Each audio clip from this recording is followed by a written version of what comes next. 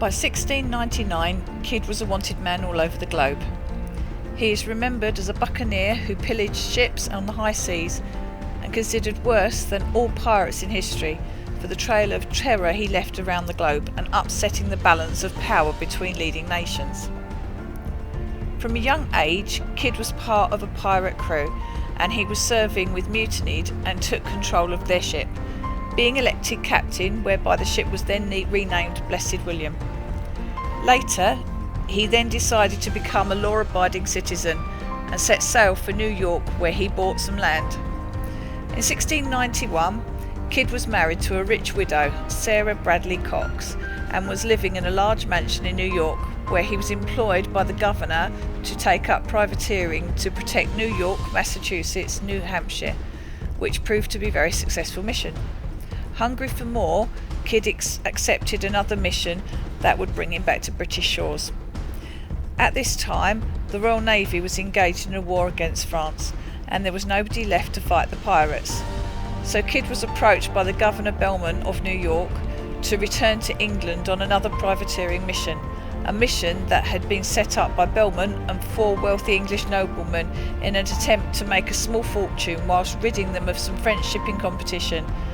The deal was signed by the King of England. Kidd was issued a licence known as the Letter of Marque, enabling him to control the pirate problem. One clause in the Letter of Marque forbade Captain Kidd from offending or molesting any part of English or any ships or friends of allies of the English. The deal was that the privateer would gain a share of the spoils, and also he would gain status that Kidd craved. The 4 lords were to divide up 75% of the spoils between them, and the rest was Kidd's. This was a business deal of a lifetime for Kidd. Leaving London as a privateer and captain, he set sail on his ship, the Adventure Galley, a 290-ton fighter ship with 34 guns. His crew were taken from New York City and were renowned pirates themselves. After all, a bunch of pirates are the most experienced when it comes to fighting pirates. Within a year's period, Kidd had to deal with 5 active pirate ships in the world, some of which had crews made up of relatives of his own crew. So 5 active European pirate ships, 1 year's limit, and some of the richest men in the world waiting for their dividends. By the time Kidd had reached the Indian Ocean, he was considered a pirate rather than a privateer. In Captain Kidd's days, pirate ships flew a bright red flag, which was a terrifying sight, but it is also the case that ships would fly flags of any nation that would be of help to them. It is also suggested that there is a fine line between a privateer and being a pirate, the main difference being that document issued the Letter of Marque. In order to satisfy his crew, Kidd had agreed to give them 75% of the spoils to enable him to secure the mission, thus leaving the noblemen with 25%, which was then considered double-crossing, and as a result they called for his capture on his return to London, considering him a pirate, not a privateer. In the summer of 1696, Kidd, commanding a ship of pretty much all pirates, and so far an unsuccessful mission, headed back to Madagascar, a region popular with pirates. Still having no spoils to take back, he once again set sail, this time to the Red Sea, a region where many of the ships were friends or allies of the English. It is during this voyage that he had an altercation with one of his crew, resulting in their death, and his subsequent charge of murder. Taking a bucket, he swung it at the crew member, hitting him on the head and cracking his skull, and he died the next day. 2 months after this, Kidd attacked and captured the Kiddar Merchant, which was sailing at the time under French pass, technically making it fair game in accordance with his licence, but it was captained by an Englishman, and the boat was loaded with gold and trade goods. With this ship and other commandeered vessel, he returned to St Maurice in Madagascar, where he met up with old pirate friends, which confirmed to British and the East India Company that he was a pirate. After 3 years, he returned to New York on a different ship that he had captured to try and prove his innocence, with his 2 French passes, which he believed would be his proof. However, travelling on a commandeered ship and not his own did not help his claim. His treasures by now were hidden, which was considered by him to provide a backup plan if his French passes didn't provide sufficient evidence for his innocence. He also therefore ensured that he was the only person who knew where the booty was stashed. He returned to Boston, the heart of the English Empire, where he was arrested and held in Boston for 8 months under the charge of Belmont while he waited news on his fate. He was then returned to England, taking his records of his ships and his French passes, which he believed would prove his innocence. However, they were confiscated on arrival. Kidd was put into solitary confinement at Newgate Prison, and he was tried for the murder of Gunner Moore and piracy. When he came to trial, the French passes, which he was relying on, had vanished. On the 8th of May 1701, he was brought to trial on 2 counts, firstly on charges of piracy and second of the murder of Gunner Moore. The trial lasted 2 days, which is considered unfair and dubbed a show trial. He wasn't allowed a lawyer, and he was unable to provide the documents supporting his plea of innocence. Kidd was drunk when he was led to the gallows. He was hung alongside a Frenchman. On the first attempt, the rope snapped, so his execution had to be repeated. He was then coated in tar, and his body was hung at Tilbury Point to stand as a warning for other criminals. The ropes that were used to hang pirates were much shortened than normal, which was done to provide slower death.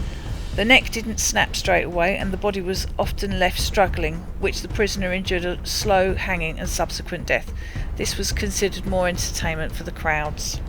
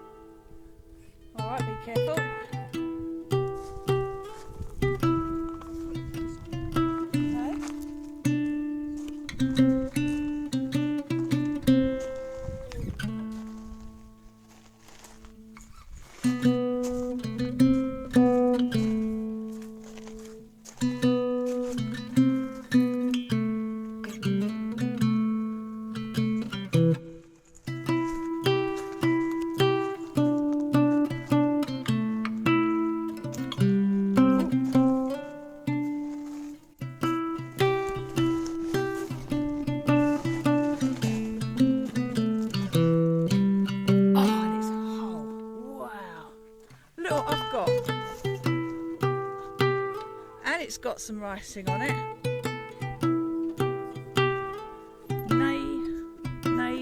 Navan. Okay, I'm having that. Can you put that in the bag, please?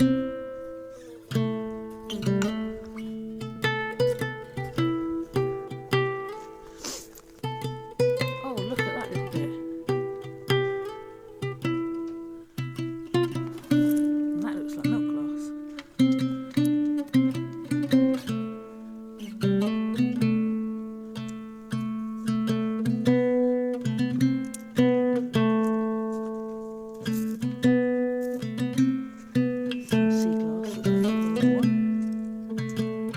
Surprising to hear.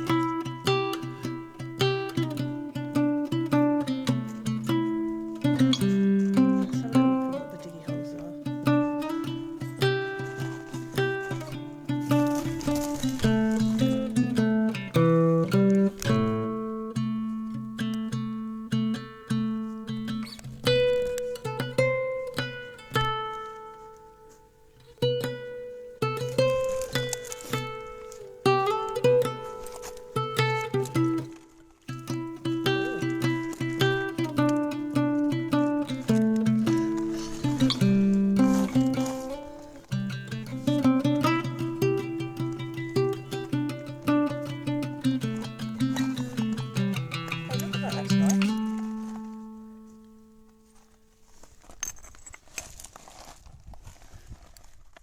I've got a bottle, I think. I need it to dig it out. It's wedged in. It might just be an oxide bottle.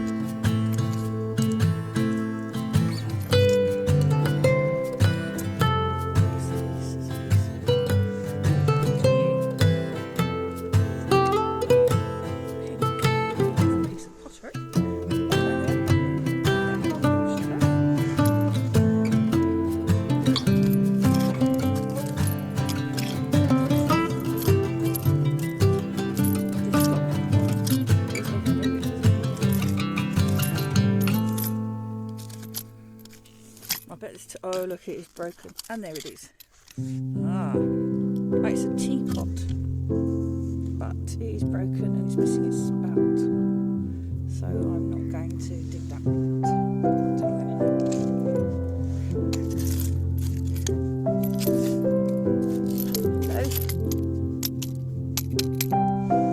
Okay, I've got some bits to go in, Juliet. Down here, there's another piece. That's actually a really nice piece of glass.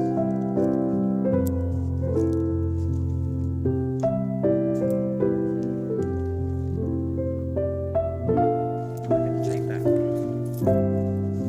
That has no writing on it, there's nothing really I can use it for. But I'm going to take the shell. Some bits of glass as well.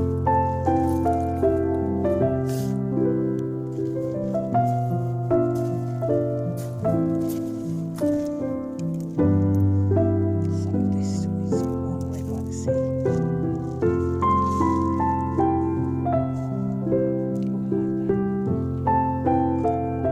I like that. I think I can smooth that a little bit and that can be a really nice little pendant.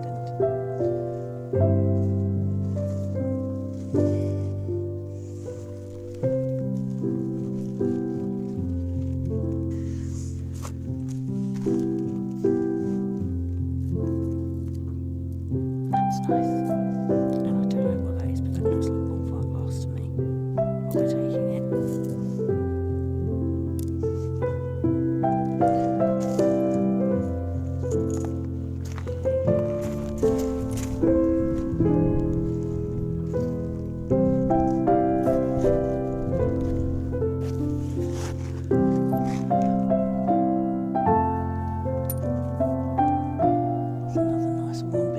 That one's got some writing on it.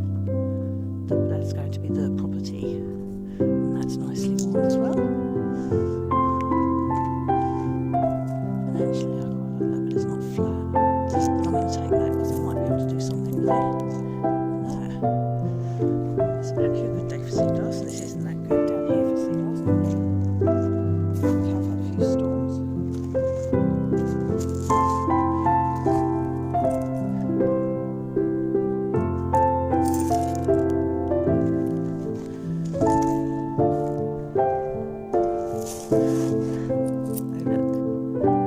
Glass, but it's lined.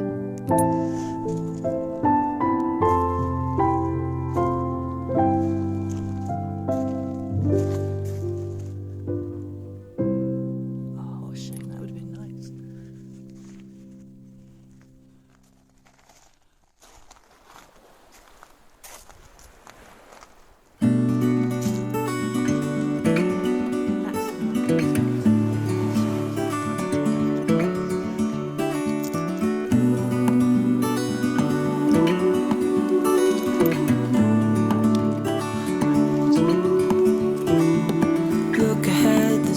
Coming, I know we've been through a lot, but just wait. Wait for better days to come and carry us like wind in our sails. Hold on tight, I can smell the shore, it's right in front of us if we just hold on tight. This vision that I saw is getting closer every dawn. Ooh, we are dreamers of the shore.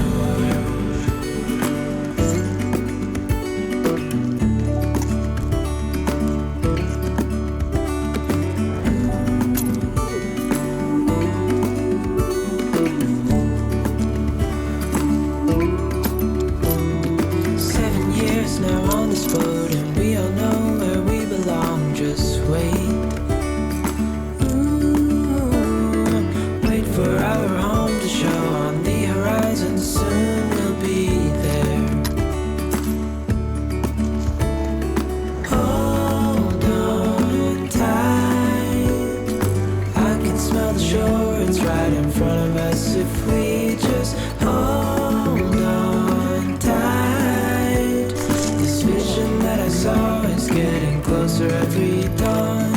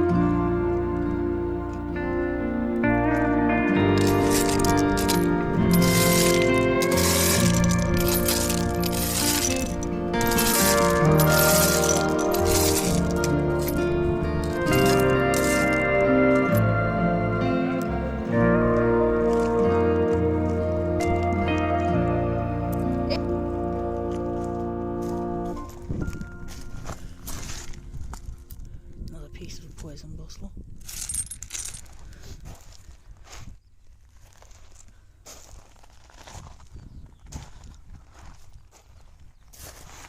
Oh wow, look at that. That's beautiful, and actually so is that.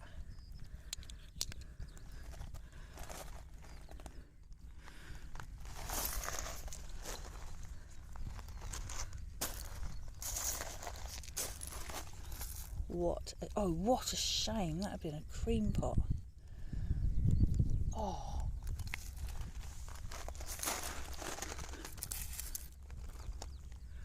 Can't do anything with that.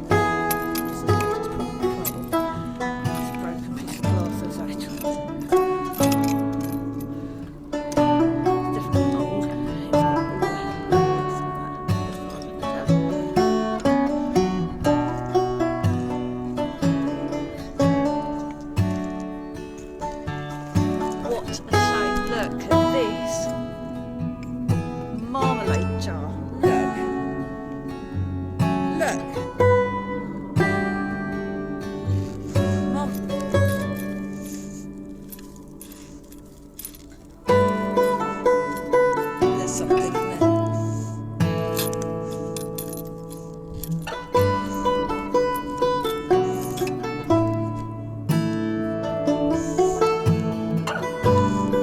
Bit of my jar there. Fortunately not the same one.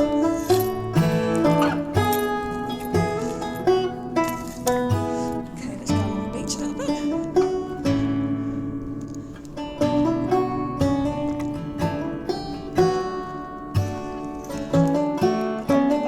Look at these.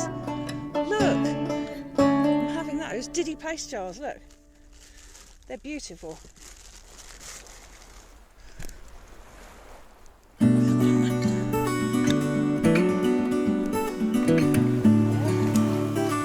That's whole as well.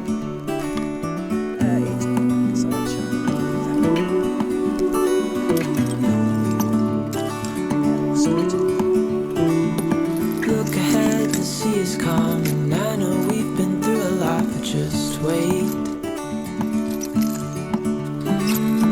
Wait for better days to come and carry us like wind in our sails. Hold on tight, I can smell the shore, it's right in front of us if we just hold on tight. This vision that I saw is getting closer every dawn. We are dreamers of the shore. Something fell out or something.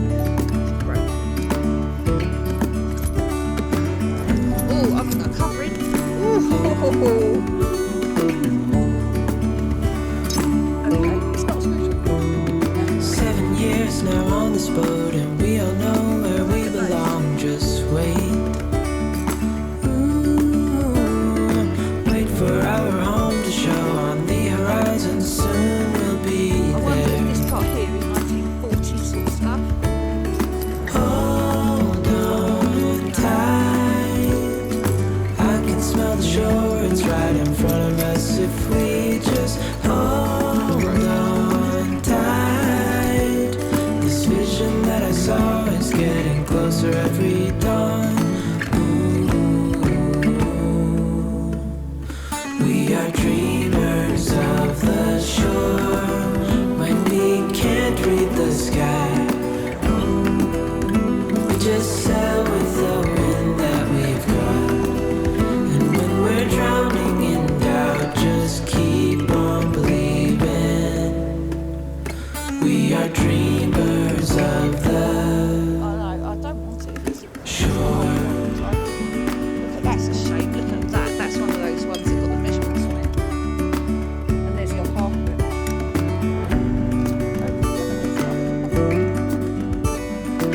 Right. Okay. The bottom's direction.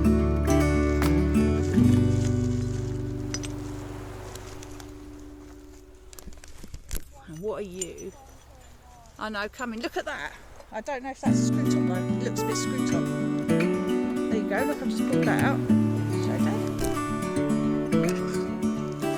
Mini bovril here, but we've got loads of bovril. So let's give somebody a helping hand. Come on, tumble me out a lovely bovril. Look ahead, the sea is Tumble calm, me out and a I lovely know bovril. we've Stop, been I've through a got lot, but this. just wait. Hey, little bottle. And Wait for Alex. better days to come and carry us like wind in our sails.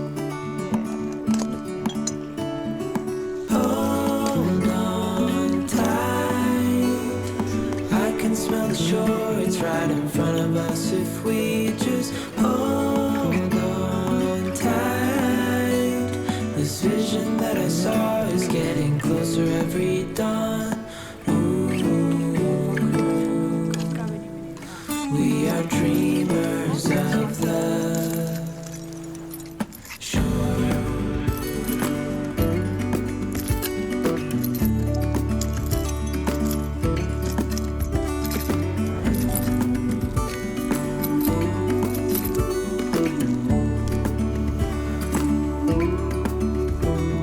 7 years now on this boat, and we all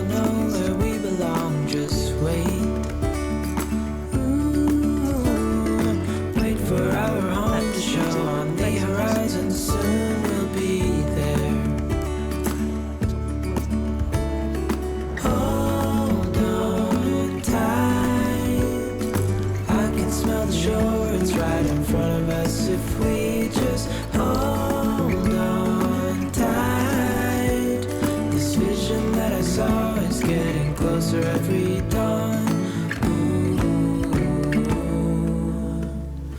We are dreamers of the shore when we can't read the sky. We just sail with the wind that we've got. And when we're drowning in doubt, just keep on believing. We are dreamers of the shore.